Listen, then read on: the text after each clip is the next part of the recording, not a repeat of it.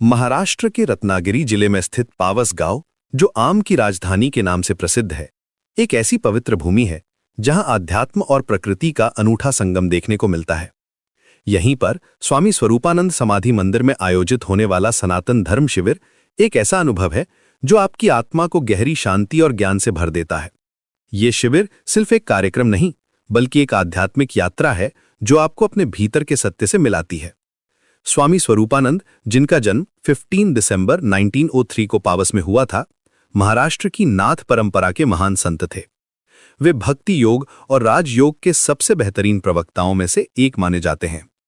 उनकी शिक्षाएं आज भी इस पवित्र स्थल पर गूंजती रहती हैं, जहां हर साल हजारों श्रद्धालु आध्यात्मिक शांति की तलाश में आते हैं।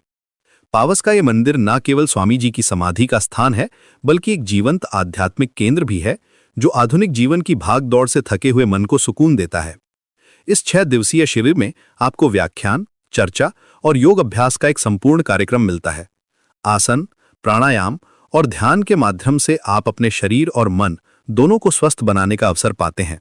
स्वामी निश्चलानंद जी, जो पिछले 45 वर्षों से सन्यासी हैं, और स्वामी धर्मात्मानंद जी, जिन्होंने 1000 से अधिक राष्ट्रीय और अंतर्राष्ट्रीय योग शिविरों का आयोजन किया है, इस कार्यक्रम का नेतृत्व करते हैं। स्वामी असंगानंद जी महाराज के मार्गदर्शन में ये शिविर आपको सनातन धर्म की गहरी शिक्षाओं से परिचित कराता है। प्राकृतिक सुंदरता से भरपूर पावस गांव में ठहरने की व्यवस्था मौली मेहर गेस्ट हाउस या भक्त निवास में की गई है। यहां आपको सादे लेकिन साफ सुथरे कमरे मिलते हैं जो बुनियादी सुविधाओं से लैस हैं।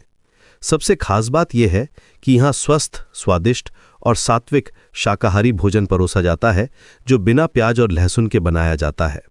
ये भोजन न केवल आपके शरीर को पोषण देता है, बल्कि आपकी आध्यात्मिक साधना में भी सहायक होता है।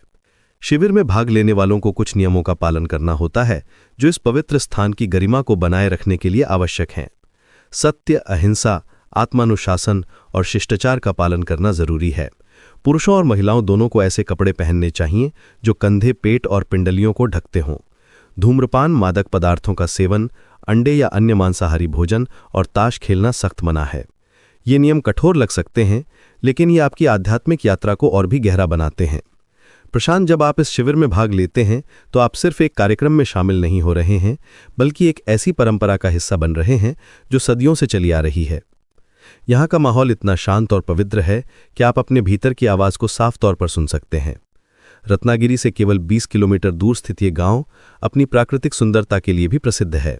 यहाँ के आम के बगीचे, हरे भरे खेत और शांत वातावरण आपके मन को तुरंत शांति प्रदान करते हैं।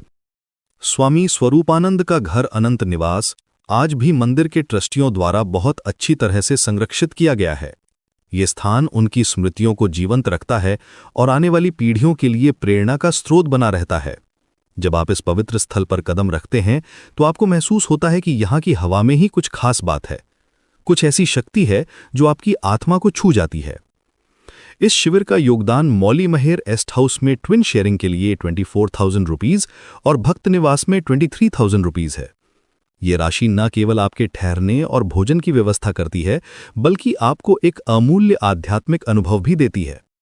यहाँ आप जो कुछ भी सीखते और अनुभव करते हैं वो आपके जीवन भर काम आता है। 6 दिन का ये कार्यक्रम आपको सनातन धर्म की गहरी शिक्षाओं से परिचित कराता है। यहाँ आप न केवल योग और ध्यान सीखते हैं, बल्कि जीवन जीने की एक नई दृष्टि भी पाते हैं। सामुदायिक जीवन का अनुभव, अनुशासित दिनचर्या और आध्यात्मिक चर्चाएं आपके व्यक्तित्व को निखारती हैं। यहाँ आप अपने जैसे ही साधकों से मिलते हैं जो आध्यात्मिक विकास की राह पर चल रहे हैं। पावस की ये पवित्र भूमि आपको एक ऐसा अनुभव देती है जो शहरी जीवन में कहीं नहीं मिलता। यहाँ का सादा जीवन, प्राकृतिक वातावरण और आध्यात्मिक माहौल आपको अपने मूल स्वरूप से जोड़ता है।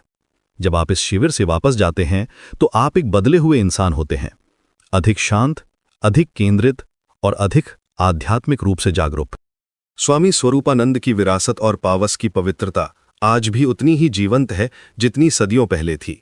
ये शिविर उस परंपरा को आगे बढ़ाने का एक माध्यम है जहां आधुनिक जीवन की चुनौतियों के बीच भी आध्यात्मिक मूल्यों को जीवित रखा जा सकता है। यहाँ आने वाला हर व्यक्ति इस पवित्र स्थल की ऊर्जा को अपने साथ ले जाता है और अपने जीवन में सकारात्मक बदलाव लाता है।